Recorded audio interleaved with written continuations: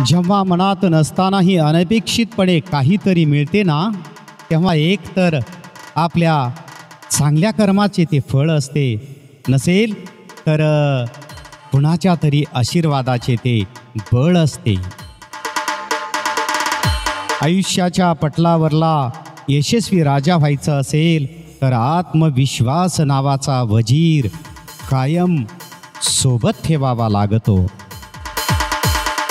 आयुष्यात नेहमी एक नियम ठेवा, सरळ बोला, खरं बोला आणि तोंडावर स्पष्ट बोला. त्यामुळे जे आपले आहेत ते समजून घेतील आणि जे कामापुरते आहेत ते आपोआप निघून जातील. जीवनात या गोष्टीमुळे खूप त्रास सहन करावा लागतो.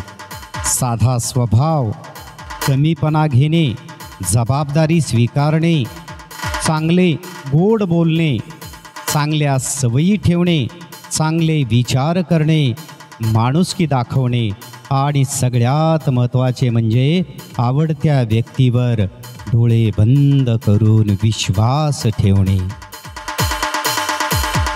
तुम्ही कितीही चांगले राहा, पण एक गोष्ट लक्षात ठेवा, जी व्यक्ती तुम्हाला चुकीचं समजते ती मरेपर्यंत तुम्हाला चुकीचंच समजणार. कारण दृष्टीचे ऑपरेशन होऊ शकते, पण दृष्टी कोणाचे नव्हे. धन्यवाद.